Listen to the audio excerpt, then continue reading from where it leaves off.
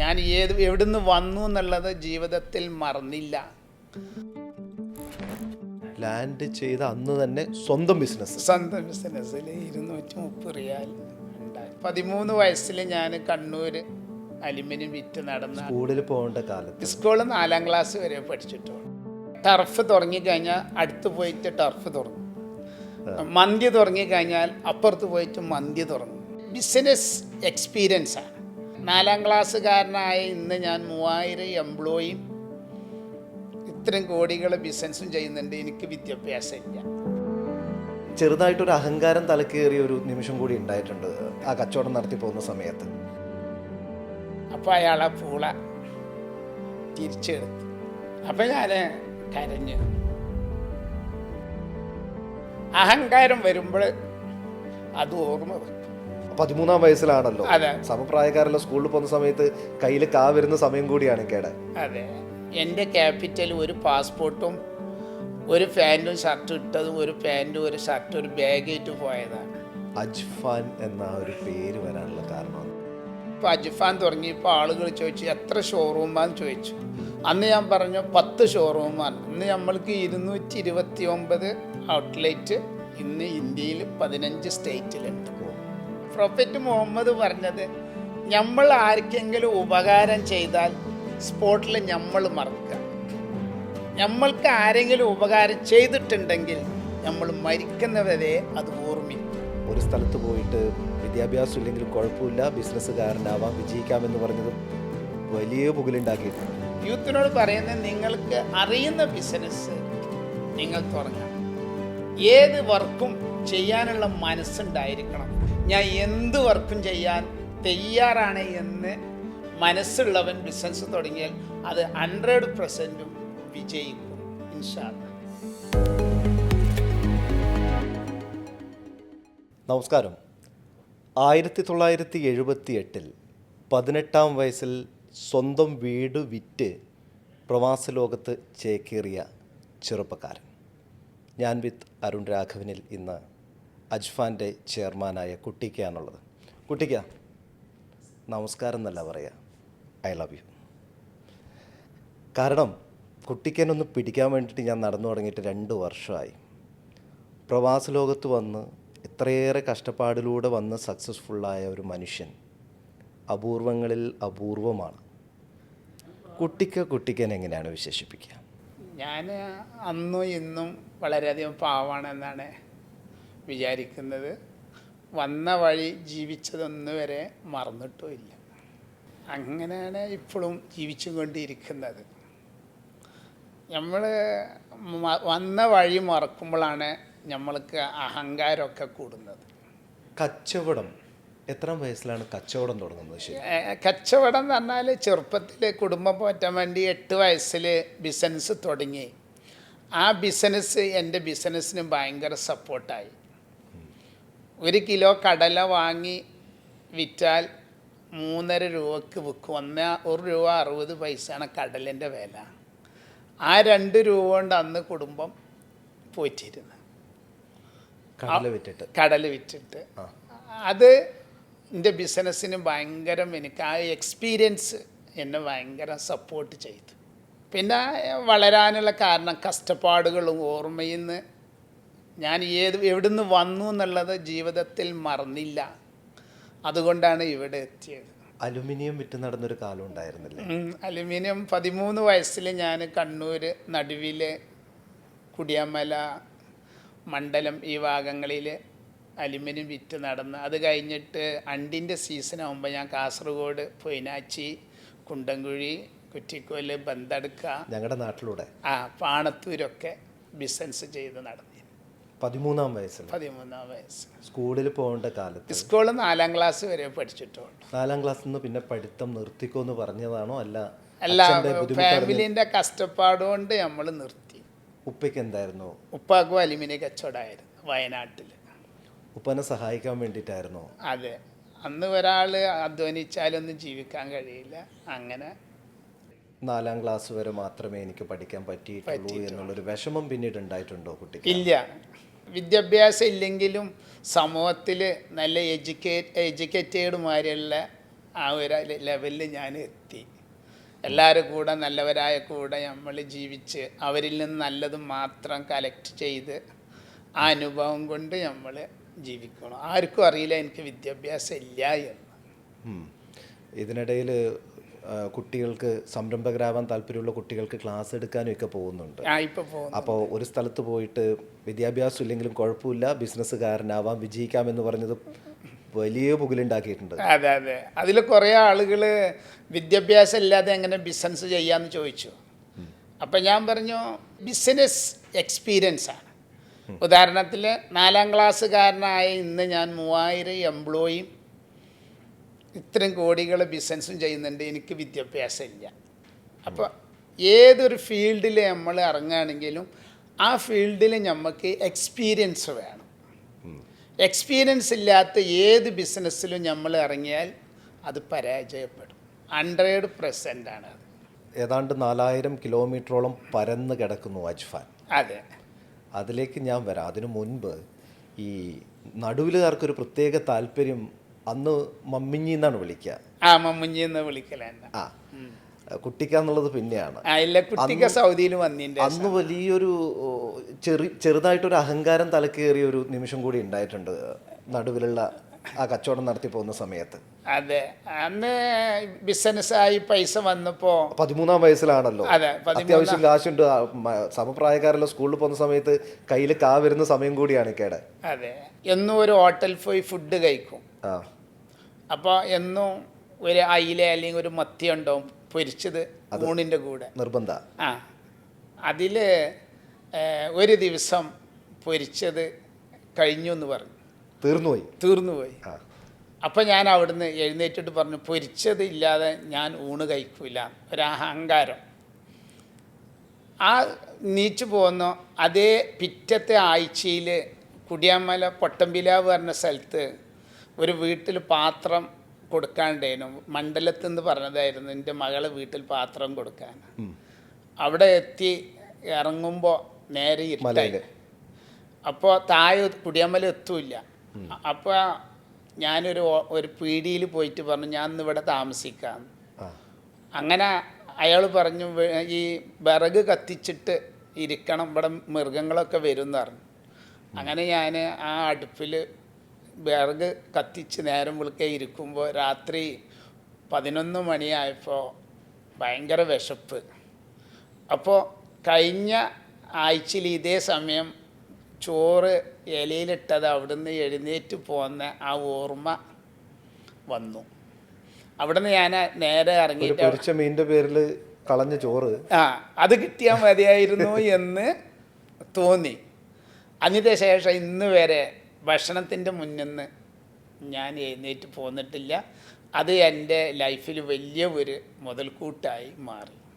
അത്യാവശ്യം കാശുണ്ടാക്കി പോകുന്നൊരു സമയത്ത് കൃത്യം 18 വയസ്സാവാൻ കാത്തു നിന്നു ഗൾഫിലേക്ക് പോകാൻ.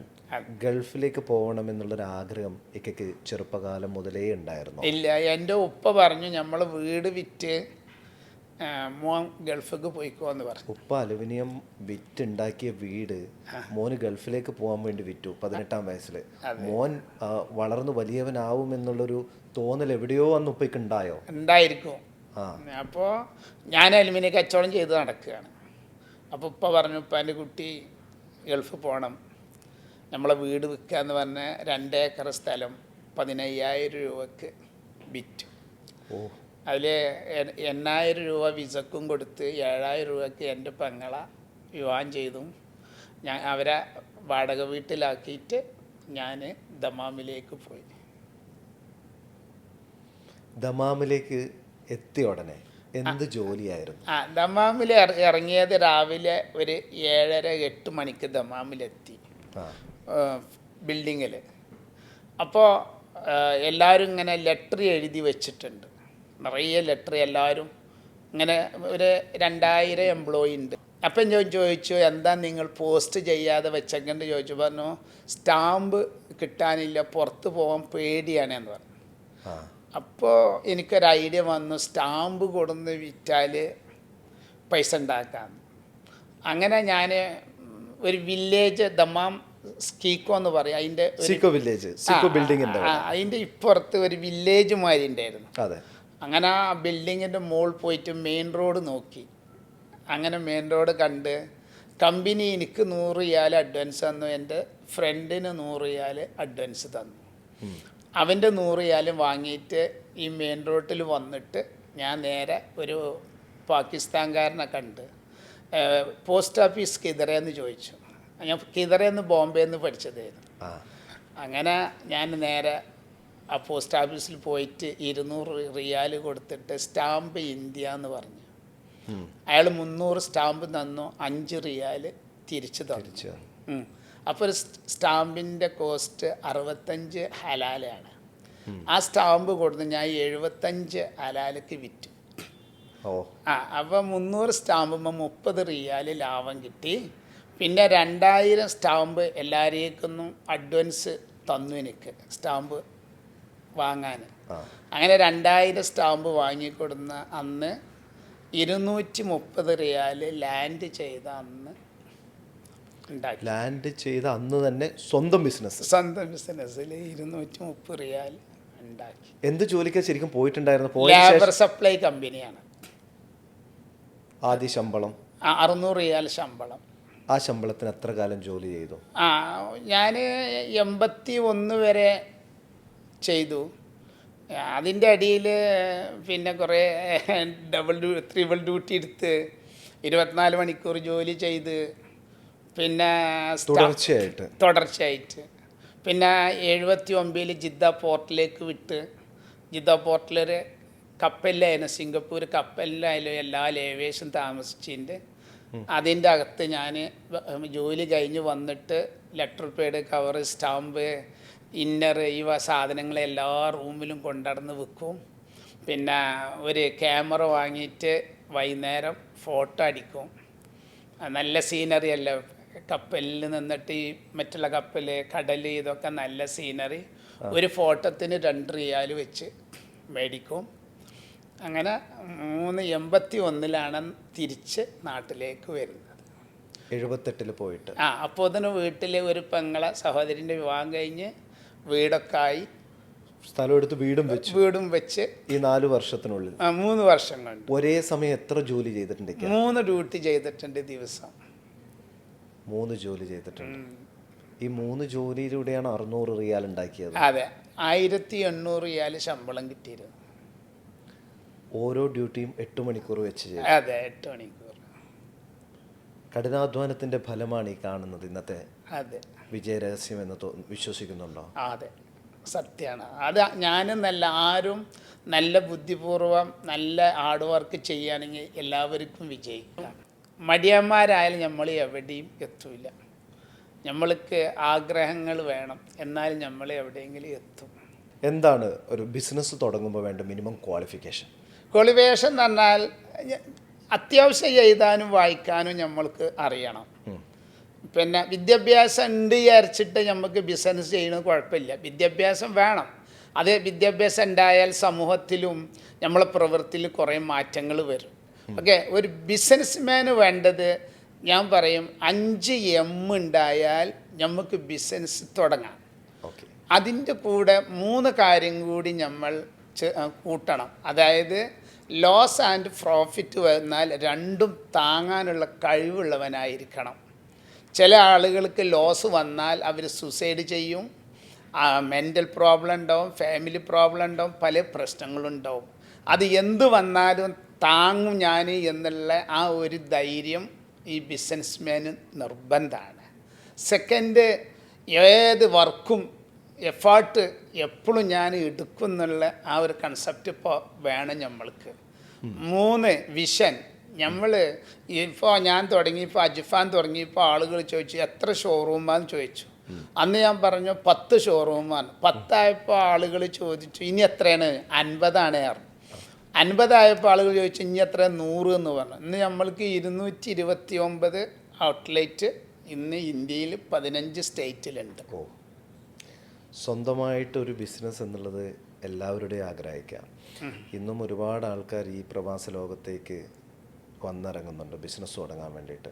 പക്ഷേ ബിസിനസ് തുടങ്ങിക്കഴിഞ്ഞാൽ തൊട്ടടുത്ത മാസം മുതൽ ലാഭമാണ് നോക്കുന്നത്.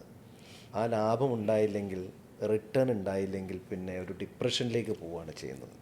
അതെ, ഈ എക്സ്പീരിയൻസ് ഇല്ലാത്ത ഒരു ബിസിനസ്സും നമ്മൾ തുടങ്ങരുത്. എന്താണ് നമ്മൾ ചെയ്യാൻ പോകുന്ന ആ ഫീൽഡിൽ നമുക്ക് നല്ല എക്സ്പീരിയൻസ് വേണം, എന്നാൽ അത് വിജയിക്കും. അറിയാത്ത ഒരു ഫീൽഡിൽ നമ്മൾ പോയാൽ നമുക്ക് പരാജയം ഉണ്ടാവുള്ളൂ.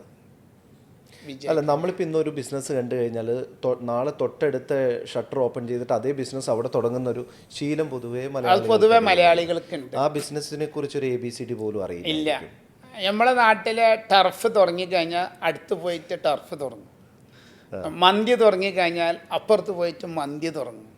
അതിൽ ആ ബിസിനസ്സിനെ പറ്റി തുടങ്ങുന്ന ആൾക്ക് ഒരു എക്സ്പീരിയൻസും ഇല്ല.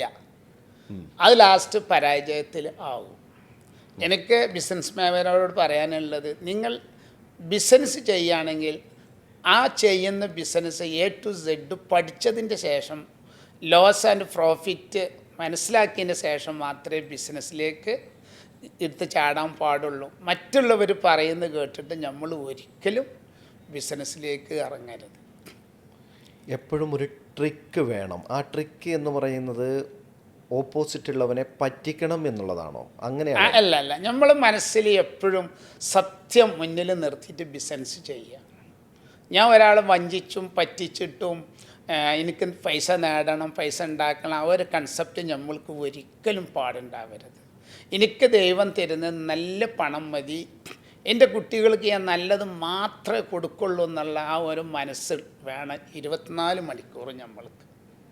സൂപ്പർ മാർക്കറ്റ് എന്നുള്ള ഒരു കോൺസെപ്റ്റിലേക്ക് വരുന്നത്, സൗദിയിൽ സൂപ്പർ മാർക്കറ്റ് ഏതാണ്ട് 10-29ഓളം സൂപ്പർ മാർക്കറ്റ് ഉണ്ടായിരുന്നു ദമാമിൽ.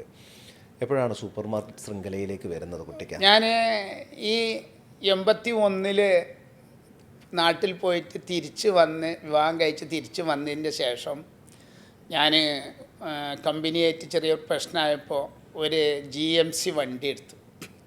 GMC വണ്ടി 18,000 റിയാലിന് ഒരു വണ്ടി എടുത്തിട്ട് ഒരു ഡ്രൈവറെ വെച്ചിട്ട് റൂമിൽ നിന്ന് സാധനങ്ങൾ പാക്ക് ചെയ്ത് ഈ GMCയിൽ കയറ്റിയിട്ട് കടകളില്ലാത്ത ഏരിയയിൽ പോയിട്ട് ഈ സാധനങ്ങൾ വിൽക്കും. രാവിലെ പോയിട്ട് ഖത്തീഫ് മാർക്കറ്റിൽ നിന്ന് മീൻ കൊണ്ടുവരും. ഇതിൻ്റെ കൂടെ മീനും വിൽക്കും, സൂപ്പർ മാർക്കറ്റ് ഐറ്റംസും ഈ വണ്ടിയിൽ ലോഡ് ചെയ്തിട്ട് എല്ലാ ക്യാമ്പുകളിൽ കൊണ്ടുപോയിട്ട് വിൽക്കും. അങ്ങനെയാണ് പിന്നെ കമ്പനീൻ്റെ 83 എനിക്ക് ബുമറ കമ്പനീൻ്റെ ഉള്ളിൽ എനിക്ക് ദമാം പോർട്ടിൽ ഒരു ഷോപ്പ് കമ്പനി തന്നു. അപ്പോൾ ഈ വണ്ടിയിൽ കൊണ്ട് നടന്ന ആ എക്സ്പീരിയൻസും മാർക്കറ്റിൽ പരിചയം വെച്ചിട്ടാണ് ഞാൻ ഈ കട ഓപ്പൺ ചെയ്യുന്നത്. ആദ്യത്തെ സൂപ്പർ മാർക്കറ്റ്. വേറെ പാർട്ട്നേഴ്സ് ഒന്നുമില്ല.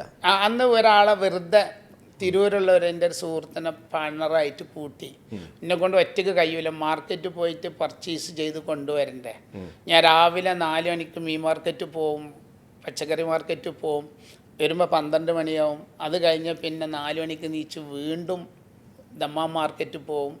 അപ്പോൾ എനിക്ക് ഫുൾ ടൈം മാർക്കറ്റിൽ പോകണം. അപ്പോൾ എൻ്റെ ഒരു ഫ്രണ്ടിനെ ഞാൻ അവിടെ പാർട്ണറാക്കിയിട്ട് കടയിൽ ക്യാഷിൽ വെച്ചു. ആ കടയാണ് എന്നെ വിജയിപ്പിച്ചത്, വിജയത്തിലെത്തിയത്. പിന്നെ സൗദിയിലുള്ള 29 സൂപ്പർ മാർക്കറ്റ്. അതെ, 29 സൂപ്പർ മാർക്കറ്റ്, 600 തൊഴിലാളികളുണ്ടായിരുന്നു. അതൊക്കെ വിട്ട് നാട്ടിലേക്ക് പോകാന്നുള്ളൊരു തീരുമാനത്തിലേക്ക് വരാൻ അതിൽ ഞാൻ അവിടെ അക്കാമക്ക് 15,000 റിയാൽ ഒരു വർഷത്തിന് വരാൻ പോകുകയാണെന്ന് അറിഞ്ഞപ്പോൾ ഇത്രയും ലേബർ വെച്ചിട്ട് നമുക്ക് മുന്നോട്ട് പോകാൻ കഴിയൂല എന്ന് തോന്നിയപ്പോൾ ഞാൻ 2012 ഇവിടുന്ന് ഒരു കണ്ടെയ്നർ പഴം ഈത്തപ്പഴം ഞാൻ നാട്ടിലേക്ക് അയച്ചു. ഒരു കണ്ടെയ്നർ ഈത്തപ്പഴം? അങ്ങനെ അത് മാർക്കറ്റ് ചെയ്ത്. ഏത് വർഷമാണിത്? 2012. അങ്ങനെ ആ ഈത്തപ്പഴത്തുമ്പിൽ നമ്മളെ ഇന്ത്യൻ്റെ പൈസ 1 കോടിയിലെ മേലെ എനിക്ക് ലോസ് വന്നു. കടം വാങ്ങിയവരാരും തന്നില്ല. എല്ലാ കടകളിലും പിന്നെ ഏജൻസിക്കൊക്കെ നമ്മൾ പിന്നെ കടം കൊടുക്കും, പൈസക്ക് ചെല്ലുമ്പോൾ പൈസ തരില്ല. അപ്പോൾ എനിക്കിതിൻ്റെ വാശിയായി. ഈ കടം ലോസ് വന്നത് അത് ഇതിമ തന്നെ എടുക്കണം എന്ന് വിചാരിച്ചിട്ട് 2013 ചെറുട്ടി റോട്ടിൽ അജിഫാൻ എന്ന് പറഞ്ഞ ഒരു ഷോറൂം തുറന്നു. ആദ്യമായിട്ട്. അന്ന് സൗദിയിലെ ഒരു സൂപ്പർ മാർക്കറ്റ് പിടിച്ചെടുക്കുന്ന അവസ്ഥയുണ്ടായിരുന്നു. അന്ന് കുറേ സൂപ്പർ മാർക്കറ്റ് പിടിച്ചെടുത്തിട്ടുണ്ട്. എൻ്റേത് ഒരു 100 കോടി ഉറുപ്പ്യൻ്റെ സ്ഥാപനങ്ങൾ അറബികൾ പിടിച്ചെടുത്തിട്ടുണ്ട്. നിരാശനായിരുന്നു? ഇല്ല, അത് നിരാശ ഇല്ലാതെ ഇരിക്കാൻ കാരണം എൻ്റെ ക്യാപിറ്റൽ ഒരു പാസ്പോർട്ടും ഒരു പാൻറ്റും ഷർട്ടും ഇട്ടതും ഒരു പാൻറ്റും ഒരു ഷർട്ടും ഒരു ബാഗായിട്ട് പോയതാണ് 18-ാം വയസ്സിൽ. അപ്പോൾ ടെൻഷനൊന്നും ഉണ്ടായില്ല. എന്നോട് വലിയ വലിയ സൂപ്പർ മാർക്കറ്റ് പിടിച്ചിട്ട് ഇറങ്ങിപ്പോകാൻ പറയുമ്പോൾ ഞാൻ ഇറങ്ങിപ്പോവും. കാരണം അവിടെ നമ്മളെ പേരിലല്ല സ്ഥാപനങ്ങളൊക്കെ അറബികളെ പേരിലാണ്. പിന്നെ അൽഹംദുലില്ലാ ഈ 78 വന്ന് എനിക്ക് ഇത്രയും ദുനിയാവ് അള്ള തന്നില്ലേ, അത് വിചാരിച്ചിട്ട് സമാധാനത്തിൽ പിന്നെയും തുടങ്ങിക്കൊണ്ടേ ഇരിക്കും, നിർത്തിയിട്ടില്ല. ഇത് പിടിച്ചെടുക്കുമ്പോൾ ഒരു മാനസികാവസ്ഥ എന്തായിരുന്നു? ഒരു കുഴപ്പമില്ല. കുറച്ച് ദിവസം ചെറിയ ടെൻഷനും ഒക്കെ ഉണ്ടാവും. അവർ കുറച്ച് ദിവസം കഴിഞ്ഞാൽ അത് മറന്നു പോകും. പിന്നീട് നാട്ടിലേക്ക് വരിക എന്നുള്ളൊരു കോൺഫിഡൻസ്, സാധാരണ ആൾക്കാരുടെ ഒരു പൊതു രീതി വെച്ചിട്ട് എല്ലാം അവസാനിപ്പിച്ച് വീണ്ടും സീറോയിലേക്ക് പോകുന്നതാണ് നമ്മൾ കണ്ടുവരുന്നൊരു പ്രകൃതം.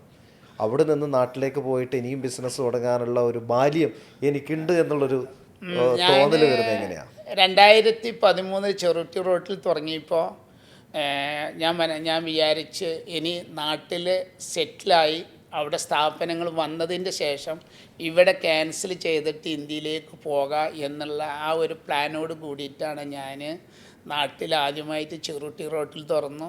അത് ഓപ്പൺ ചെയ്തപാട് ബാംഗ്ലൂർ 2 മാസം കൊണ്ട് 4 ഔട്ട്ലെറ്റ് തുറന്നു. അങ്ങനെ വീണ്ടും കേരളത്തിൽ വന്നിട്ട് പല നമ്മളെ നാട്ടിലെ സിറ്റികളിൽ തുറന്നു.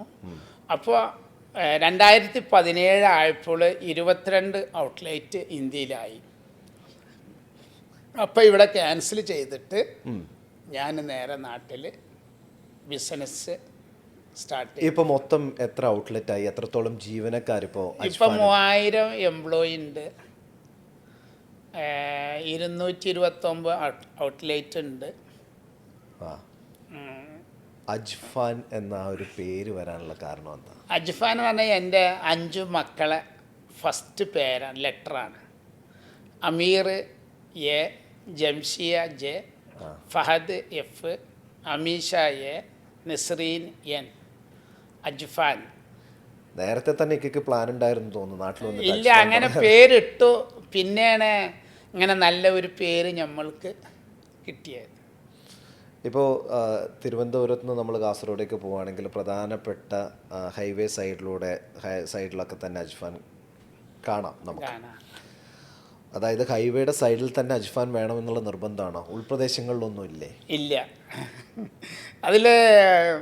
അതൊരു ബിസിനസ് ഒരു ട്രിക്കാണ് അത്. അതായത് ഈ മെയിൻ ഹൈവേയിൽ പോകുമ്പോൾ നമുക്ക് 2 ബിസിനസ് കിട്ടും. ഒന്ന്, അതിൻ്റെ ബാക്കിലുള്ള സിറ്റിയിലുള്ള കസ്റ്റമറും വരും, ഹൈവേ കൂടെ പോകുന്ന കസ്റ്റമറും വരും. അതേ സമയത്ത് നമ്മൾ സിറ്റിൻ്റെ ഉള്ളിൽ തുറക്കുകയാണെങ്കിൽ ആ ഉള്ളിലുള്ള ബിസിനസ് കിട്ടുള്ളൂ, ഹൈവേ ബിസിനസ് നമുക്ക് കിട്ടില്ല. അതാണ് വളർച്ചയ്ക്കുള്ള മറ്റൊരു കാരണം. ടീ ഫാക്ടറി, അതുപോലെ തന്നെ ജ്വല്ലറി ഉണ്ടായിരുന്നു. Jewellery, Nechikattil jewellery. ഈ ബിസിനസ്സൊക്കെ പരാജയമായി. അത് എക്സ്പീരിയൻസ് ഇല്ലാത്തത് കൊണ്ട് 16 കിലോ സ്വർണം ജനങ്ങൾ കടം വാങ്ങിക്കൊണ്ടുപോയി.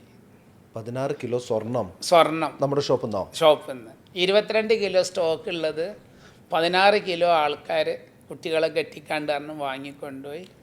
കാശ് തരാതെ. പിന്നെ ആരും പൈസ തന്നില്ല. പിന്നെ ചായ ഫാക്ടറി, ചായ എസ്റ്റേറ്റ് എടുത്തു. അതും മുഴുവൻ പറ്റിക്കലായിരുന്നു. അതിലും കോടികൾ നഷ്ടം വന്നു.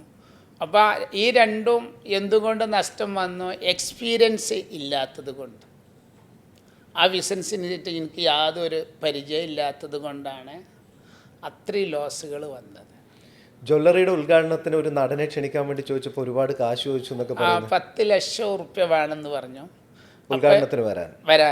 അപ്പം ഞാൻ പറഞ്ഞു വേണ്ട, നമ്മൾ 10 കുട്ടികളെ വിവാഹം ചെയ്യാമെന്ന് പറഞ്ഞ് ജ്വല്ലറി ഉദ്ഘാടനത്തിന് ഓഗസ്റ്റ് 22-ാം തീയതി 1998 10 കുട്ടികളെ മലപ്പുറം നെച്ചിക്കാട്ടിൽ ജ്വല്ലറിയിൽ വെച്ച് സമൂഹ വിവാഹം നടത്തി കൊടുത്തു. സമൂഹ വിവാഹം നടത്തിയിട്ട് ഉദ്ഘാടനം ചെയ്തു. ചാരിറ്റിയിലേക്കാണോ ഈ വരുമാനത്തിൻ്റെ വലിയൊരു ഭാഗം പോകുന്നത്? പിന്നെ ചാരിറ്റിയിലേക്കാക്കി.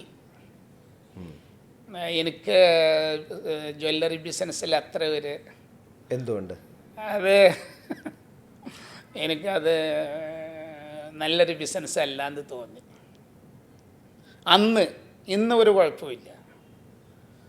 അന്ന് 98 കാലം 2005 വരെ ഒക്കെ അതിൻ്റെ മേക്കിംഗ് ഒന്നും ഒരു വലിയ ക്വാളിറ്റി ഇല്ലാത്ത പല രീതിയായിരുന്നു അന്ന് ബിസിനസ്. കിലോ കണക്കിന് സ്വർണ്ണമാണ് കൊണ്ടുപോയത് ആൾക്കാർ മക്കളുടെ കല്യാണം കഴിപ്പിക്കാമെന്ന് പറഞ്ഞിട്ട്. കുട്ടിക്കനെ പറ്റിക്കാൻ എളുപ്പമാണോ? ആ, ഈ നോ എന്ന് ഒരു മനുഷ്യൻ ജീവിതത്തിൽ പഠിച്ചില്ലെങ്കിൽ അവന് പരാജയമാണ്. ഏതൊരു ബിസിനസ്സുകാരനും ഏതൊരു മനുഷ്യനും നോ എന്ന് പറയാൻ ആദ്യം പഠിക്കണം. നിങ്ങൾ എന്നോട് വന്നിട്ട് കുട്ടിക്ക എനിക്കൊരു 10 പവൻ സ്വർണം വേണം, 6 മാസം കഴിഞ്ഞ് പൈസ തരാമെന്ന് പറയുമ്പോൾ ഞാൻ അരുണിനോട് പറയണം സോറി തരാൻ പറ്റൂല എന്ന് പറയണം. ഈ നോ എന്നാണ് ജീവിതത്തിൽ മനുഷ്യൻ ആദ്യമായിട്ട് പഠിക്കേണ്ടത്. നോ പറയാൻ പഠിച്ചില്ലെങ്കിൽ അവൻ്റെ ലൈഫ് പരാജയമാണ്. നോ എന്ന് പറയാൻ പഠിച്ചത് എപ്പോൾ മുതലാണ്? ഈ ഇത്രയും ലോസുകളൊക്കെ വന്നപ്പോഴാണ് പിന്നെ നോ പറയാൻ പഠിച്ചു. നോ എന്ന് പറഞ്ഞതിന് ശേഷം അതുവരെ വേണ്ടപ്പെട്ടവനായിരുന്ന പലർക്കും കുട്ടിക്ക് വേണ്ടപ്പെടാത്തവനായി നിറയെ ആളുകളായി. ഇത് നമ്മളൊരു കറവ് പശു മാതിരി ആളുകൾ കണ്ടിരുന്നു. പിന്നെ കറവ് പാല് കിട്ടാതായപ്പോൾ എല്ലാവർക്കും വെറുപ്പായി. ഇപ്പോൾ അജിഫാന ആളുകൾ കടം വന്ന് ചോദിക്കുമ്പോൾ അത് കമ്പനീൻ്റെ പൈസ തൊടാൻ പറ്റില്ല എന്ന് പറയും. അത് സത്യമാണ്. നമ്മളെ ഇന്ത്യൻ നിയമപ്രകാരം, ഇൻകം ടാക്സ് നിയമപ്രകാരം 2000 രൂപ മാത്രമേ നമ്മൾക്ക് ക്യാഷ് കൊടുക്കാൻ പാടുള്ളൂ. 2001 കൊടുക്കുകയാണെങ്കിൽ അത് അക്കൗണ്ട്സ് മുഖേന ആയിരിക്കണം കൊടുക്കേണ്ടത്. അപ്പം പിന്നെ നമ്മൾക്ക് നോ പറയേണ്ടി വന്നു. ഇപ്പോൾ ഏകദേശം ഉണ്ടാക്കുന്നൊരു വരുമാനത്തിനെ കുറിച്ച് പൊതുധാരണയുണ്ട് ആൾക്കാർക്ക്. കാശുകാരുടെ വീട്ടിലൊക്കെ ഈടി കയറുന്ന സമയമാണ്. ഈടി വരുമോ? അത് വന്നു വെച്ചിട്ട് കുഴപ്പമൊന്നുമില്ല. നമ്മൾ 100% പെർഫെക്റ്റ് ആയിട്ടാണ് ബിസിനസ് ചെയ്യുന്നത്. മറച്ചു വയ്ക്കാനൊന്നുമില്ല. ഇല്ല, ഒന്നും മറച്ചു വെക്കാനില്ല. ഡ്രൈ ഫ്രൂട്ട്സ് എന്നൊരു കോൺസെപ്റ്റിലേക്ക് വരാനുള്ള കാരണം എന്തായിരുന്നു? ഞാൻ ദമാമിൽ സൂപ്പർ മാർക്കറ്റിൽ സൈഡായിട്ട് ഡ്രൈ ഫ്രൂട്ട്സിൻ്റെ സാധനങ്ങൾ വിറ്റിരുന്നു. കേരളത്തിലത് സക്സസ് ആവും എന്നുള്ളൊരു തോന്നൽ വരാൻ കാരണം? ഞാൻ ഇവിടുന്ന് നാട്ടിലേക്ക് പോകുമ്പോൾ 70 കിലോ 80 100 കിലോ പഴം ഫ്രീ. എനിക്ക് ശ്രീലങ്കൻ ഫ്ലൈറ്റിൽ പ്ലാറ്റിനം മെമ്പറായിരുന്നു. അപ്പോൾ എനിക്ക് 100 കിലോ വരെ ഫ്രീ ആയിട്ട് കൊണ്ടുപോകാമായിരുന്നു. അപ്പോൾ ഈ 100 കിലോ ഈത്തപ്പഴം ഞാൻ ഫ്രീ ആയിട്ട് നാട്ടിൽ കൊണ്ടുപോയിട്ട് എൻ്റെ ഫ്രണ്ട്സിനൊക്കെ വലിയ ഫ്രണ്ട്സിനൊക്കെ ഞാൻ ഈ ഈത്തപ്പഴം കൊടുക്കുമ്പോൾ അവർ പറയും ഈ ബിസിനസ് നിങ്ങൾക്ക് നാട്ടിൽ തുടങ്ങിക്കൂടെ, ഇവിടെ ഈ പഴം കിട്ടാനില്ല എന്ന് പറയും. അങ്ങനെയാണ് ഞാൻ ഈ ഫീൽഡിലേക്ക് വരാനുള്ള മെയിൻ കാരണം. ഈ പ്രവാസികളുടെ 30 കിലോ എന്നുള്ളത് ഇപ്പോൾ 25 ചില ഫ്ലൈറ്റ് അത് 20 കിലോയിലേക്ക് വന്നു. ആ ഒരു പെട്ടി നോക്കിയാൽ അതിൽ പകുതിയും ഈന്തപ്പഴം ഉണ്ടാവും, ഡേറ്റ്സ് ഉണ്ടാവും, പിസ്ത ഉണ്ടാവും, ബദാം ഉണ്ടാവും, ഇതൊക്കെ ആയിരുന്നു. പക്ഷേ അജ്ഫാൻ വന്നതിന് ശേഷം അത് കുറഞ്ഞു. പ്രവാസികൾക്ക് ആശ്വാസമാണെങ്കിലും ഇവിടുത്തെ ആൾക്കാർക്ക് കച്ചവടവും കുറഞ്ഞു എന്നുള്ളൊരു അങ്ങാടിപ്പാട്ടുണ്ട്. അതെ, അതിലെ കാരണം എന്താ വെച്ചാൽ ഞാൻ ഒരു ദിവസം ദമാമിന്ന് കാലിക്കറ്റിക്ക് ടിക്കറ്റ് എടുത്തു. ടിക്കറ്റിൽ 50 കിലോനായിരുന്നു വെയിറ്റ്, ലഗേജ് ഫ്രീ. ഞാൻ ദുബായിലൊന്ന് ഇറങ്ങി കയറേണ്ടി വന്നു. അപ്പോൾ 50 കിലോനും കൊണ്ട് എയർപോർട്ടിൽ ചെന്നപ്പോൾ 500 റിയാൽ കെട്ടാൻ പറഞ്ഞു കൗണ്ടറിൽ. അപ്പോൾ ഞാൻ ചോദിച്ചു എന്തിനാണ് സാർ 500 റിയാൽ എന്ന് പറഞ്ഞപ്പോൾ 40 കിലോനെ ഇറങ്ങി കയറുന്നവന് അലൗട്ടുള്ളൂ, നിങ്ങളത് 50 കിലോ ഉണ്ട്, 10 കിലോ എക്സസ് ആണ് എന്ന് പറഞ്ഞു. അതിനാണ് 500 റിയാൽ കെട്ടാൻ പറഞ്ഞത്. അപ്പം ഞാൻ അവിടുന്ന് ഒരു നൈഫ് വാങ്ങിയിട്ട് അത് കട്ട് ചെയ്തിട്ട് ആ 4 പീസ് എടുത്ത് പുറത്ത് വെച്ച് ഞാൻ 40 കിലോനാക്കി ലഗേജിൽ കാലിക്കറ്റിക്ക് വിട്ട്. അപ്പുറത്ത് ശ്രീലങ്കൻ ഫ്ലൈറ്റിന് പോകാൻ വേണ്ടി ഇരിക്കുന്ന കുറേ ശ്രീലങ്കക്കാരുണ്ടായിരുന്നു. അവരോട് പറഞ്ഞു ഇത് 35 റുപ്യാണ് കോസ്റ്റ്, നിങ്ങൾക്ക് 25-ന് തരാമെന്ന് പറഞ്ഞപ്പോൾ ആ 4 ടിന്നും അവിടെ അവർക്ക് കൊടുത്തു. അവരേക്കൊന്ന് 100 റിയാൽ മേടിച്ചിട്ട് ഡ്യൂട്ടി ഫ്രീ പോയിട്ട് ഞാൻ ആ 4 ടിന്നും 140 റിയാൽ കൊടുത്ത് മേടിച്ചിട്ട് ആ ഫ്ലൈറ്റിൽ അവർ ബാഗ് തന്നു ഡ്യൂട്ടി ഫ്രീന്ന്. ആങ്കർ വാങ്ങിയ ഒരു ബാഗ് ഫ്രീ ഉണ്ടായിരുന്നു. ആ ബാഗിൽ ഞാൻ അതേ ഫ്ലൈറ്റിൽ നാട്ടിൽ കൊണ്ടുപോയി. അത് എവിടുന്ന് കിട്ടിയെന്ന് ചോദിച്ചാൽ ഈ ബിസിനസ് എക്സ്പീരിയൻസ് എന്നാണ് അങ്ങനത്തെ ബുദ്ധി വന്നത്. ബിസിനസ് തുടങ്ങണമെങ്കിൽ ഈ പറയുന്ന പോലെ MBA അടക്കമുള്ള കോഴ്സുകൾ ചെയ്യാൻ വിദേശത്ത് വരെ ആൾക്കാർ പോയി പഠിച്ചു വരുന്നൊരു സമയം കൂടിയാണ്. 78-ൽ വന്ന് ഇവിടെ സക്സസ് ആയി. ഇന്നത്തെ കാലത്ത് ഇതുപോലെ 4ാം ക്ലാസ്സുമായി വന്നു കഴിഞ്ഞാൽ ബിസിനസ് മേഖലയിൽ പിടിച്ചു നിൽക്കാൻ പറ്റുമോ? പിടിച്ചു നിൽക്കാൻ ഞാൻ പറഞ്ഞില്ല, എക്സ്പീരിയൻസ് തുടങ്ങുന്ന ആ ഫീൽഡിൽ അവന് എക്സ്പീരിയൻസും എഫേർട്ടും എടുക്കാൻ, ഹാർഡ് വർക്ക് എടുക്കാൻ തയ്യാറുള്ളവനാണെങ്കിൽ അവന് വിജയിക്കാം. മടിയന്മാരായ റൂമിൽ കിടന്നുറങ്ങുന്ന, ഞാൻ പ്രവാസിയാണ്, റൂമിൽ കിടന്നുറങ്ങിക്കഴിഞ്ഞാൽ എവിടെ എത്തില്ല. 200-ലേറെ ഔട്ട്ലെറ്റുകൾ ഇന്നുണ്ട്. വൈകുന്നേരം കണക്ക് നോക്കി കിടക്കാൻ പോകുമ്പോൾ ഇന്ന് എല്ലാ ഔട്ട്ലെറ്റിനുമായി 2 കോടി എൻ്റെ അക്കൗണ്ടിലേക്ക് ലാഭത്തിൻ്റെ ഇനത്തിൽ മാത്രം വന്നിട്ടുണ്ട്. ഓക്കെ, ഏറ്റവും വലിയ സമാധാനം ഈ ജീവിതത്തിൽ കിട്ടുന്നത് ആ കണക്ക് നോക്കുമ്പോഴാണോ? അല്ല, ചാരിറ്റി ചെയ്യുമ്പോഴാണ് ഏറ്റവും നല്ല സമാധാനം കിട്ടുന്നത്. പിന്നെ ഏറ്റവും ഒരു പാവപ്പെട്ട കുടുംബത്തിൽ ഞാൻ ജനിച്ചിട്ട് ഈ ദുനിയാവിൽ എനിക്ക് ഇങ്ങനെ നല്ല കർമ്മം ചെയ്യാനുള്ള ഒരു വിധി ദൈവം അള്ളാഹു നമുക്ക് തന്നല്ലോ എന്നുള്ള ആ സന്തോഷമാണ് ജീവിതത്തിലെ ഏറ്റവും വലിയ സന്തോഷം. ഒരുപാട് ആൾക്കാരെ കല്യാണം കഴിപ്പിച്ചു. ഏതാണ്ട് ചാരിറ്റി ഇനത്തിൽ മാത്രം കഴിഞ്ഞ വർഷം 6.5 കോടി രൂപയാണ് കുട്ടിക്ക് മാറ്റിവെച്ചത്. സക്കാത്ത്. അതിനു മുൻപത്തെ വർഷം ഏതുകൊണ്ട് 4 കോടിയോളം രൂപ മാറ്റിവെക്കുന്നു. അതായത് ഞങ്ങൾ ഒരു മുസ്ലിംസിന് 5 കാര്യം പ്രവർത്തിക്കണം, 6 കാര്യം വിശ്വാസമാണ്. അതിൽ 3ാമത്തെ കാര്യമാണ് സക്കാത്ത്. ഈ സക്കാത്ത് എന്ന് പറഞ്ഞു കഴിഞ്ഞാൽ പാവപ്പെട്ടവൻ്റെ അവകാശമാണ്, ഔദാര്യമല്ല. നിങ്ങളെ സ്റ്റോക്ക് എന്തുണ്ട് നിങ്ങളെ കയ്യിൽ അതിൻ്റെ 2/5 കൊടുക്കണം. അല്ല, എനിക്ക് എൻ്റെ അടുത്ത് 1 കോടി ഉണ്ട്, 75 ലക്ഷം എനിക്ക് കടം കൊടുക്കാനുണ്ട്, ബാക്കി 25 കൊടുത്താൽ മതി എന്നല്ല. 1 കോടിൻ്റെ സ്റ്റോക്ക് ഉണ്ടെങ്കിൽ ആ 1 കോടിൻ്റെ 2.5 പാവപ്പെട്ടവന് കൊടുക്കണം. കടും സ്റ്റോക്കേറ്റ് ഒരു ബന്ധവുമില്ല. അതായത് 1 കോടി ഉറുപ്പ്യ ടോട്ടൽ സ്റ്റോക്ക് ഉണ്ടെങ്കിൽ ആ സ്റ്റോക്കിൻ്റെ 2/5 കൊടുക്കണം. ഈ സ്റ്റോക്കിൽ 1 കോടിയിൽ 75 ലക്ഷം റുപ്യ കമ്പനിക്കാരെ പൈസയാണ്, കമ്പനിക്കാരതാണ് എന്ന് പറയാൻ പാടില്ല. അത് ഇതേറ്റ് യാതൊരു ബന്ധവുമില്ല. 2.5 പാവപ്പെട്ടവൻ്റെ അവകാശമാണ്, അത് കറക്റ്റ് കൊടുത്തിരിക്കണം. അല്ലാതെ അവൻ നമസ്കരിച്ചു, ഉംറക്ക് പോയി, ഹജ്ജിന് പോയി, 5 നിസ്കരിക്കുക, അതൊന്നും ഇത് വാദകമല്ല. പാവപ്പെട്ടവൻ്റെ അവകാശം ഖുറാനിലെ സൂറത്ത് തൗബ 34 മുതൽ 38 വരെ അള്ള പറയുന്നത് സക്കാത്ത് കൊടുക്കാത്തവൻ്റെ ശിക്ഷയാണ് പറയുന്നത്. നിനക്ക് നാളെ ഞാൻ മഹ്ശറിൽ വെച്ചിട്ട് സക്കാത്ത് കൊടുത്തില്ലെങ്കിൽ ഇന്ന രീതിയിലുള്ള ശിക്ഷകൾ നിനക്ക് ഞാൻ തരും എന്ന് ഖുറാൻ നമ്മളെ പഠിപ്പിക്കുന്നുണ്ട്. കാശിന്, നോട്ട് കെട്ടിന്, കടലാസിൻ്റെ പോലും വിലയില്ല എന്ന് തോന്നിയ നിമിഷം ഉണ്ടായിട്ടുണ്ടോ? ഇല്ല. അതായത് കാശ് വന്നു, പക്ഷേ മുൻകാല ജീവിതത്തിൽ നിന്ന് എൻ്റെ മനസ്സ് ഇന്ന് വരെ മാറിയിട്ടില്ല.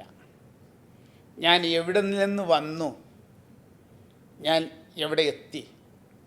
അത് പണം ഉണ്ടെന്ന് വിചാരിച്ചിട്ട് ഒരു നേരം നമ്മൾക്ക് ഒരാടിനെ അല്ലെങ്കിൽ ഒരു പോത്തിനെ തിന്നാൻ കഴിയില്ല. എല്ലാവരും തിന്നുന്ന മാതിരി തന്നെയാണ് നമ്മളും ഭക്ഷണം കഴിക്കുന്നത്.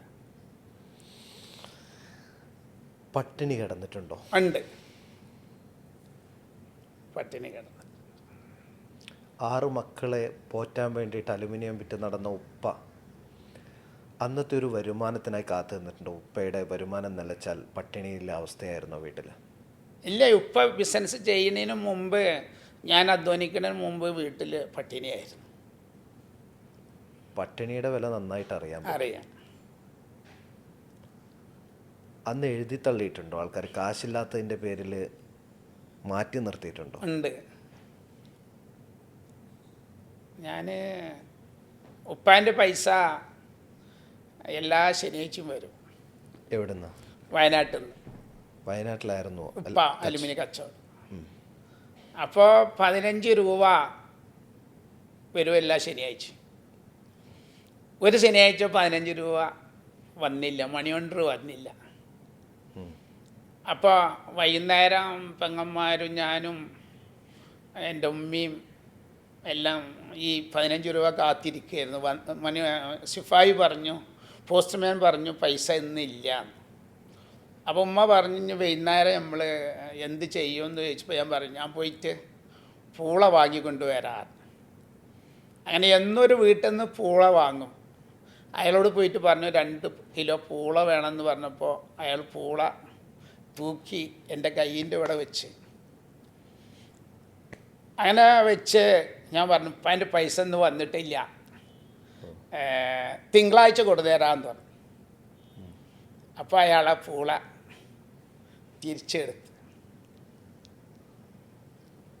അപ്പം ഞാൻ കരഞ്ഞ് പൂളയില്ലാതെ വീട്ടിൽ വന്നു. അത് ജീവിതത്തിൽ വലിയൊരു സപ്പോർട്ടായി എന്നെ. അഹങ്കാരം വരുമ്പോൾ അത് ഓർമ്മ വെക്കും.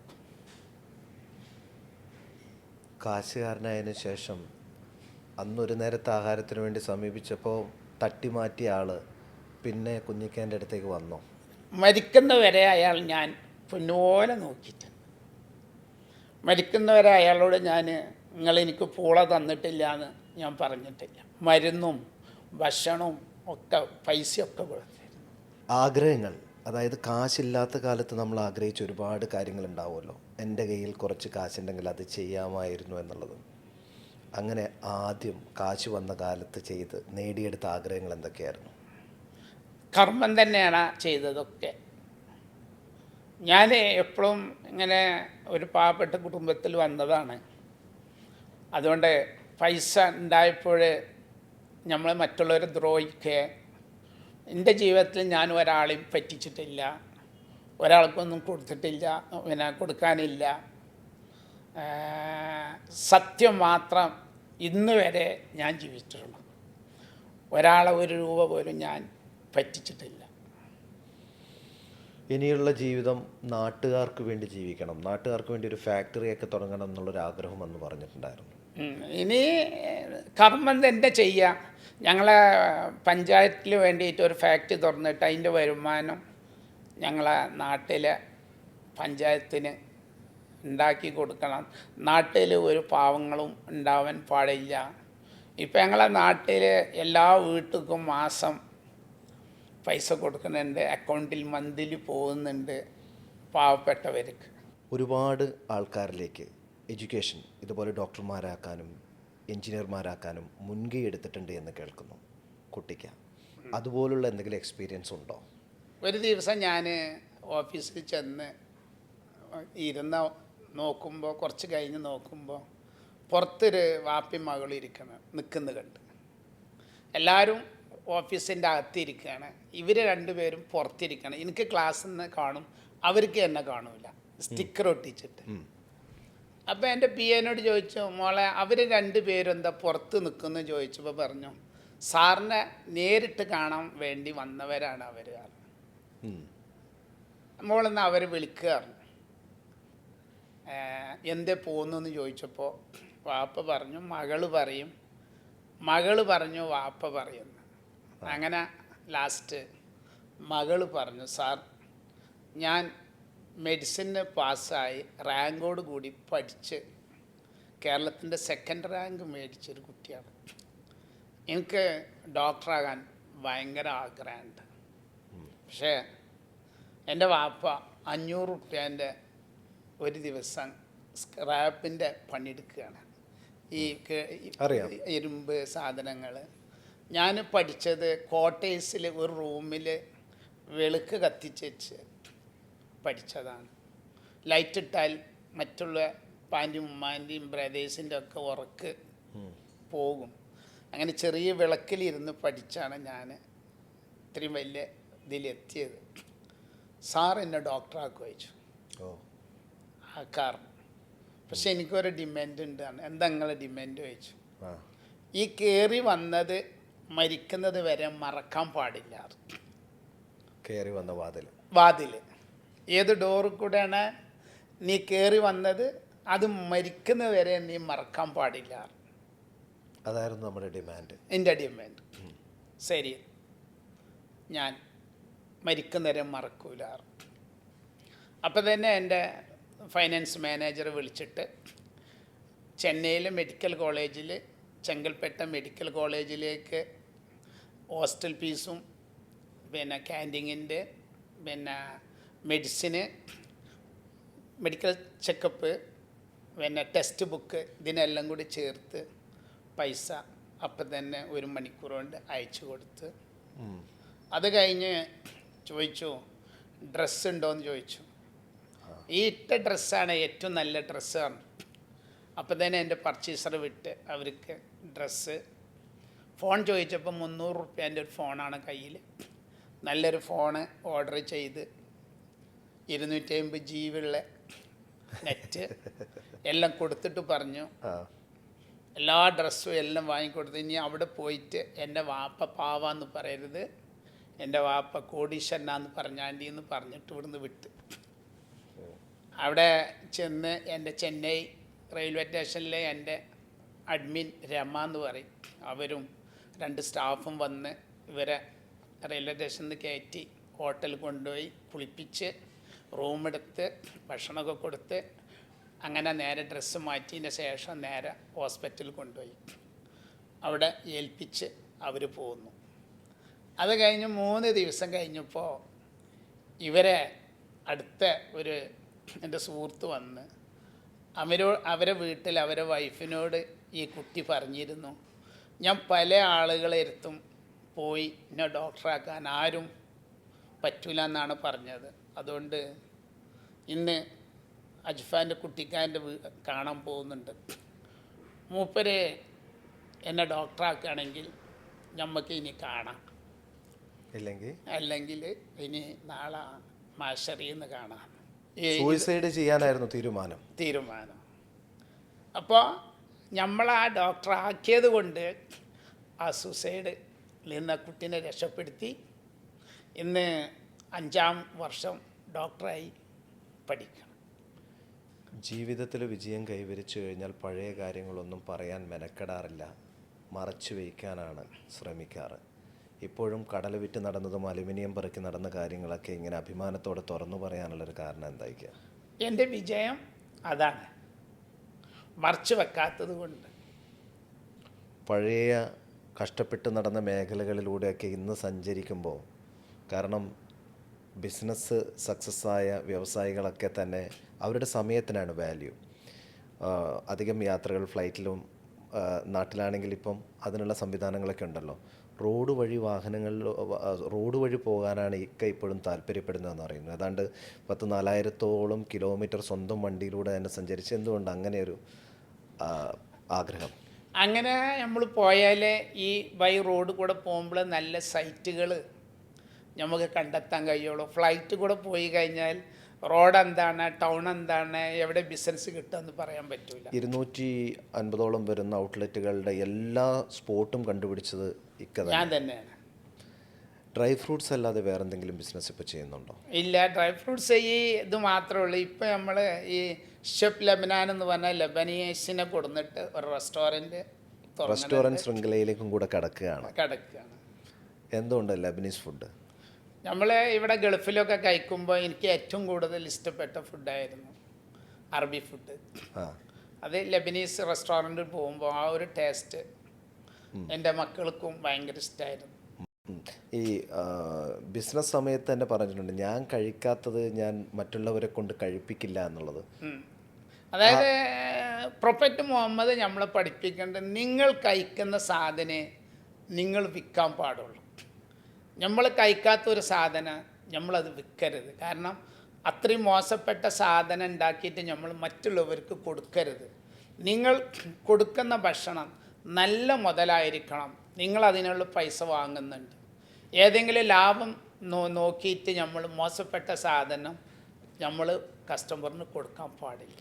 ഹോട്ടൽ മുതലാളിമാർ സ്വന്തം ഹോട്ടലിൽ നിന്ന് ഭക്ഷണം കഴിക്കാറില്ല എന്ന് പറയുന്നു. അങ്ങനെ ആവുമ്പോൾ കഴിക്കാൻ താല്പര്യമില്ലാത്ത ഭക്ഷണമൊന്നും മിക്ക തുടങ്ങുന്ന ഹോട്ടലിലും റെസ്റ്റോറൻറ്റിലും കൊടുക്കാൻ പറ്റൂലല്ലോ. ഞാൻ എൻ്റെ ഹോട്ടലിൽ എല്ലാവർക്കും അറിയാം, ഞാൻ വൈകുന്നേരം 7 മണിക്ക് എൻ്റെ ഹോട്ടലിൽ പോയിട്ടാണ് ഞാൻ ഭക്ഷണം കഴിക്കാറ്. നമ്മൾക്ക് അത്യാവശ്യത്തിന് ദൈവം തന്നു, അതിനാകെ 250 ഗ്രാം ഒരു നേരം നമ്മൾ കഴിക്കുന്നത്. അപ്പോൾ മറ്റുള്ളവർക്കും നമ്മൾ നല്ല ഫുഡ് കൊടുക്കാമെന്ന് പറഞ്ഞാൽ ഇസ്ലാമിൽ അതിന് ഭയങ്കര പുണ്യമാണ് നല്ല ഫുഡ് കൊടുക്കുന്നത്. മോശപ്പെട്ട ഫുഡ് നമ്മൾ ഒരിക്കലും കൊടുക്കാൻ പാടില്ല. അത് കൊടുത്ത് നമ്മൾ ആളുകളെ ചീറ്റ് ചെയ്ത് കഴിഞ്ഞാൽ അത് നമുക്ക് ഉപകരിക്കാൻ പറ്റില്ല. ഗാരേജിൽ ഇന്ന് ഏറെക്കുറെ എല്ലാ ലക്ഷറി വാഹനങ്ങളും ഉണ്ട്. വാഹനങ്ങളോടൊരു പ്രത്യേക താല്പര്യമുള്ളത് കൊണ്ടാണോ? ആദ്യം എടുത്ത വണ്ടി ഏതാണ്? ഞാൻ ചെറുപ്പത്തിൽ തന്നെ 4 വയസ്സ് 5 വയസ്സിലൊക്കെ ഇങ്ങനെ വണ്ടി ഉണ്ടാക്കി, ഈ ഓലോണ്ട് വീലുണ്ടാക്കി ചെറുപ്പം മുതലേ എനിക്ക് വണ്ടിക്ക് ഒരു വണ്ടി പിരാന്തനാണ്. ഞാൻ ചെറുപ്പത്തിൽ മലപ്പുറത്ത് മുസ്ലിം ലീഗിൻ്റെ ഒരു പരിപാടിക്ക് പോയപ്പോൾ ഒരു 2 ടൂറിസ്റ്റ് വണ്ടി അവിടെ നിൽക്കുന്നുണ്ടായിരുന്നു. അതിൽ ഒരു ടൂറിസ്റ്റ് വണ്ടിയുമ്മൽ ഞാൻ ചാരി നിന്നപ്പോൾ ആ ഡ്രൈവർ എന്നെ അടിക്കാൻ വന്നു. അയ്യോ. അതിൽ അന്ന് ഇങ്ങോട്ട് എനിക്ക് ഭയങ്കര വേദനയായി. ഞാൻ ഒന്നും ചെയ്തിട്ടൊന്നുമില്ല, ചാരി നിന്നിട്ടുള്ളൂ. എത്ര വയസ്സിലാണ്? ഒരു 6 വയസ്സ് 7 വയസ്സുണ്ടാകുമ്പോൾ. അപ്പോൾ അയാൾ പറഞ്ഞു എൻ്റെ വണ്ടിമ്മ ചളിയായി, ഇനി ചാരി നിന്നിട്ട് എന്ന് പറഞ്ഞ് എന്നെ അടിക്കാൻ വന്നത്. അങ്ങനെ ഞാൻ 81 പോയി. രണ്ടാമത്തെ വെക്കേഷൻ 83 സൂപ്പർ മാർക്കറ്റ് തുടങ്ങിയ നാട്ടിൽ കൊച്ചിയിൽ പോയി. കൊച്ചിയിൽ പഴയ എയർപോർട്ടാണ്, നേവിൻ്റെ എയർപോർട്ട്. അവിടെ ഇറങ്ങി പോരുമ്പോൾ ഡ്രൈവറോട് ചോദിച്ചു ഈ വണ്ടി ഏതാണ് എങ്ങനെയാണെന്ന് ചോദിച്ചപ്പോൾ അയാൾ 1,25,000 റുപ്യ ഈ ടൂറിസ്റ്റ് വണ്ടി വാങ്ങിയതാണ്. ആ വണ്ടി ഞാൻ അവിടെ എത്തിയപ്പോൾ അയാളോട് പറഞ്ഞു നിങ്ങൾക്ക് 1,35 തരാം, ഈ വണ്ടി എനിക്ക് തന്നാളി എന്ന് പറഞ്ഞു. അങ്ങനെ 1,35,000 റുപ്യക്ക് ആ വണ്ടി വാങ്ങി അയാൾ ബസ്സിന് പോയി. അതാണ് അംബാസഡർ KEF 2244 പറഞ്ഞ വണ്ടിയാണ്. ഞാൻ നമ്പർ വരെ ഓർമ്മയുണ്ട്. ഒരു ബിസിനസ്സിലേക്ക് ഇറങ്ങുമ്പോൾ കുടുംബത്തിൻ്റെ ഒരു സപ്പോർട്ട് എത്രത്തോളം ആവശ്യമാണ്? ഭാര്യയും മക്കളും സപ്പോർട്ട് നിർബന്ധമാണ്. പിന്നെ നമ്മൾ ഈ ബ്രദേഴ്സിനെ അല്ലെങ്കിൽ കുടുംബക്കാരെ കൊണ്ടുവന്നാൽ നമുക്ക് അതുകൊണ്ട് ഭയങ്കര പ്രയാസങ്ങൾ നേരിടും. മറ്റൊരു ജീവനക്കാരനോട് ഇടപഴകുന്നത് പോലെ നമ്മൾ ഇടപഴകിയാൽ ചിലപ്പോൾ അവർക്കത് പിടിക്കാതെ വരും. അതെ, അത് എല്ലാവർക്കും അറിയുന്ന കാര്യമാണ്. ബ്രദേഴ്സിനെ കൊണ്ടുവന്ന് കഴിഞ്ഞാൽ, കുടുംബക്കാരെ കൊണ്ടുവന്ന് കഴിഞ്ഞാൽ, പുറത്തുള്ളവരെ കൊണ്ടുവന്നാൽ വേണ്ടി നമുക്ക് ഒഴിവാക്കാം. നമ്മളെ കുടുംബത്തിലെ ബ്രദേഴ്സിനെ കുടുംബക്കാരെ കൊണ്ടുവന്ന് കഴിഞ്ഞാൽ നമ്മൾ മരിക്കുന്നത് വരെ അവരെ നമ്മളെ ശത്രുക്കളായി മാറും. പൊതുവേ ബിസിനസ്സുകാരുടെ മക്കളൊക്കെ ഉപ്പയുണ്ടാക്കി അതിൻ്റെത് അനുഭവിക്കുക എന്നുള്ളതാണ്. അവർ കഷ്ടപ്പെട്ട് വളരുന്നില്ല, മനസ്സിലാക്കുന്നില്ല, ഇതിൻ്റെ ഒരു വാല്യൂ മനസ്സിലാക്കുന്നില്ല എന്നുള്ളത് പറഞ്ഞു കേൾക്കാറുണ്ട്. സ്വന്തം മക്കൾ 5 കുട്ടികളുണ്ട്. അവരെ ആ വാല്യൂ മനസ്സിലാക്കി വളർത്താൻ തന്നെയാണോ ശ്രമിച്ചിട്ടുള്ളത്? അതെ, മക്കളോട് പറയും, ഒപ്പം കൊണ്ട് നടക്കും. ഞാൻ എൻ്റെ ഇപ്പം അജിഫാനെ മക്കളെ കൊണ്ടുവന്നിട്ട് ഇപ്പം മരിക്കുകയാണെങ്കിൽ ഈ ബിസിനസ് നിങ്ങൾ കണ്ടിന്യൂ ചെയ്യണം, ഇതുപോലെ കൊണ്ടുപോകണം. അതുപോലെ ഹൗസ് വാമിങ്ങിന് പോകുമ്പോൾ, ചാരിറ്റിക്ക് പോകുമ്പോൾ ഇവരെ കൊണ്ടുപോകും. എന്നിട്ട് വീട് തുറന്ന് അവരെ കൊണ്ട് തുറപ്പിക്കും, ഞാൻ തുറക്കും, അല്ലെങ്കിൽ ആ വീട്ടിലെ ഉമ്മാനെ കൊണ്ട് തുറപ്പിക്കും. എന്നിട്ട് മക്കളോട് പറയും ഇപ്പം മരിച്ചു പോയാൽ ഇതേമാതിരി നിങ്ങൾ പാവങ്ങൾക്ക് വീട് ചെയ്തു കൊടുക്കണമെന്ന് ഇവർക്ക് പറഞ്ഞ് മനസ്സിലാക്കി കൊടുക്കും. ഇത് ഒരിക്കലും നിങ്ങൾ നിർത്തരുത്, ഞാൻ നിങ്ങൾക്ക് നല്ല ഒരു വഴി കാട്ടി തന്നിട്ടുണ്ട്, ഈ വഴിയിൽ നിങ്ങൾ പോയാൽ നിങ്ങൾക്ക് ഇഷ്ടംമാതിരി സമ്പാദിക്കാം. ഒരു വീട് നമ്മൾ വെച്ച് കൊടുത്താൽ 10 വീട് വെക്കാനുള്ള സമ്പത്ത് അല്ല നമുക്ക് തരുന്നുണ്ട്. 1000 വീട് ഇതിനകം വെച്ചു കൊടുത്തു കഴിഞ്ഞില്ലേ? എടക്കരയിൽ 15 വീട് 5 പഞ്ചായത്തിൽ 10 വീട് തുറന്നു കൊടുത്തു. അപ്പോൾ എൻ്റെ വണ്ടിയിൽ എടക്കരയിലെ സുലൈമാൻ എന്ന് പറഞ്ഞ അവിടുത്തെ സാമൂഹ്യ പ്രവർത്തകനും ദുബായിൽ വലിയ ബിസിനസ്സുള്ള ഒരാൾ എൻ്റെ വണ്ടിയിലുണ്ടായിരുന്നു. അപ്പോൾ പോത്തുകല്ല് പറഞ്ഞ ഈ സ്ഥലത്ത് കൂടെ വണ്ടി പോകുമ്പോൾ ഞാൻ സുലൈമാനോട് പറഞ്ഞു, ഈ പീഡിയക്കൊലയിൽ ഞാൻ ചെറുപ്പത്തിൽ കടന്നിട്ടുണ്ടെന്ന് പറഞ്ഞു. അതെന്താ കുട്ടിക്കാന്ന് ചോദിച്ചു. ഞാൻ ഈ പഴയ സാധനങ്ങൾ വാങ്ങാൻ വന്നിട്ട് രാത്രിയാവുമ്പോൾ ഈ കൊലയിൽ ഈ പീടിയിൽ ഞാൻ കിടന്നിട്ടുണ്ട് എന്ന് പറഞ്ഞു.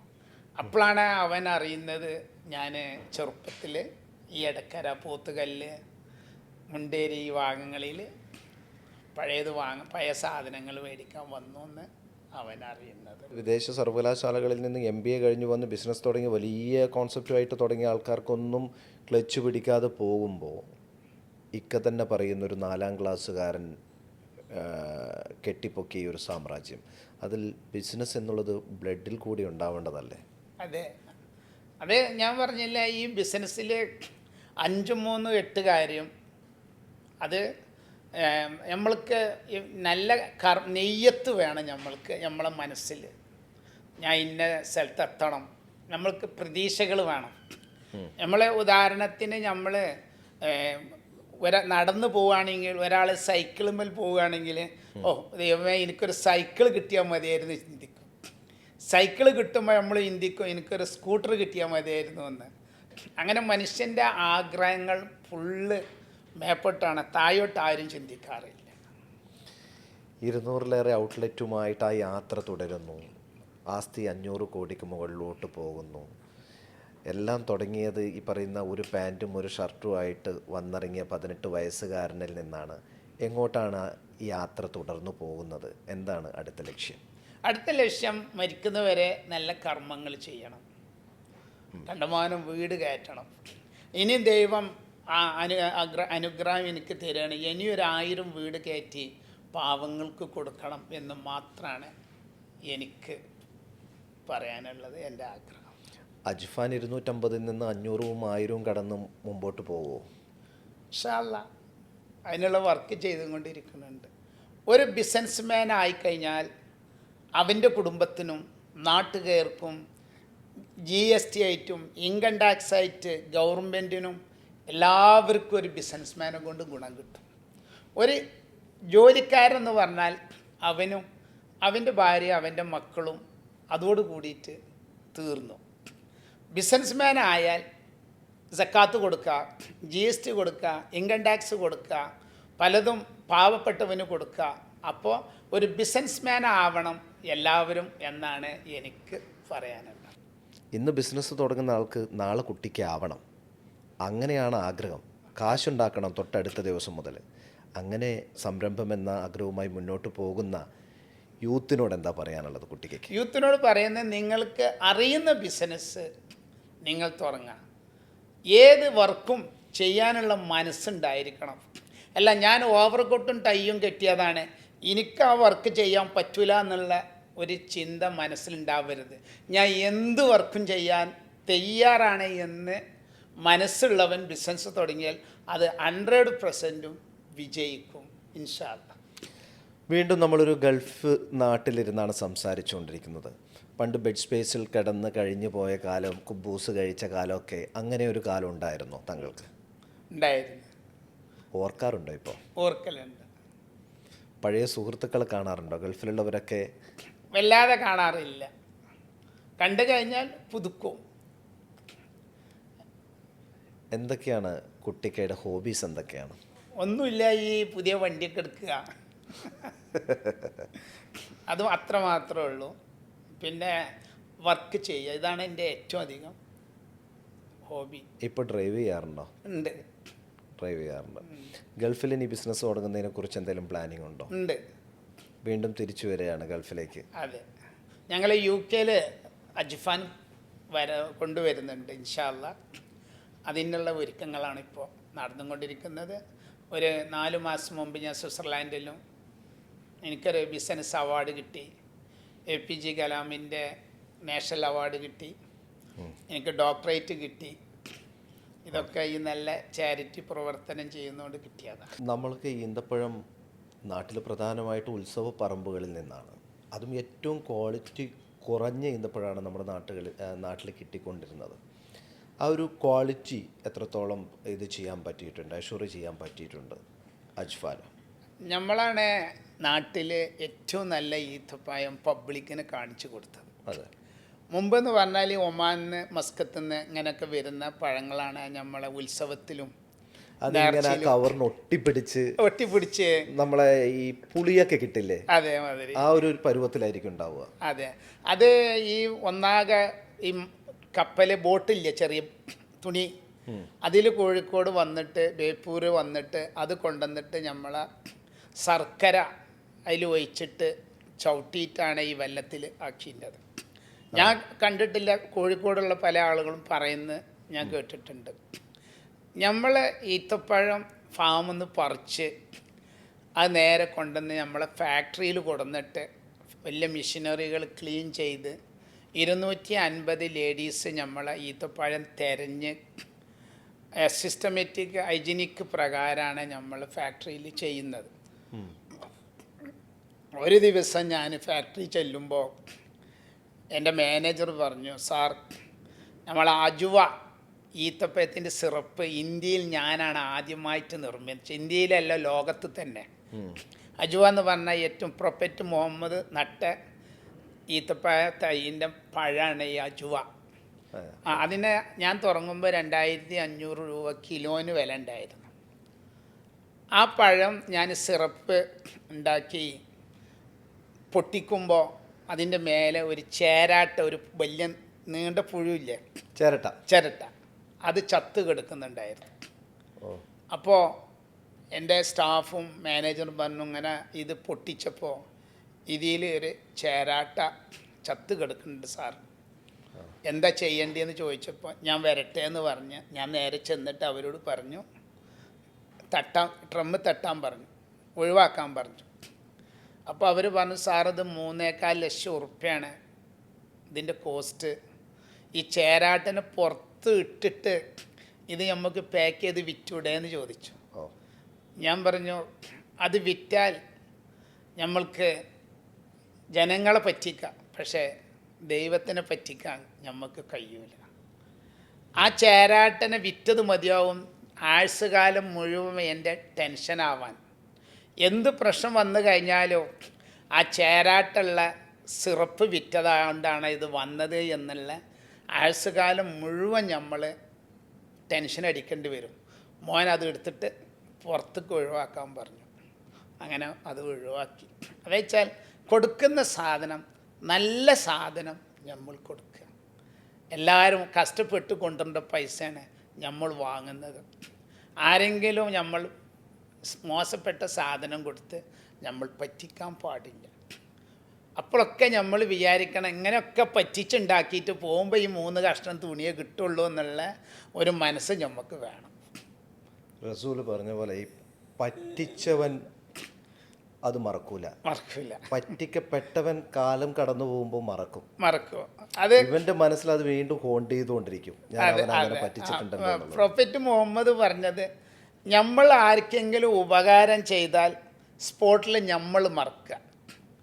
നമ്മൾക്ക് ആരെങ്കിലും ഉപകാരം ചെയ്തിട്ടുണ്ടെങ്കിൽ നമ്മൾ മരിക്കുന്നവരെ അത് ഓർമ്മിക്കുക. ബിസിനസ്സുകാർക്ക് ഇത്തരം ക്വാളിറ്റികൾ പാടില്ല. അത്ര ക്വാളിറ്റി ഉണ്ടായത് കൊണ്ടാണ് അജ്ഫാൻ ഇന്ന് ഇവിടെ എത്തിയത്. അല്ലാതെ നമ്മൾ ആരും പറ്റിച്ചോ വഞ്ചിച്ചോ കട്ടിട്ടൊന്നല്ല.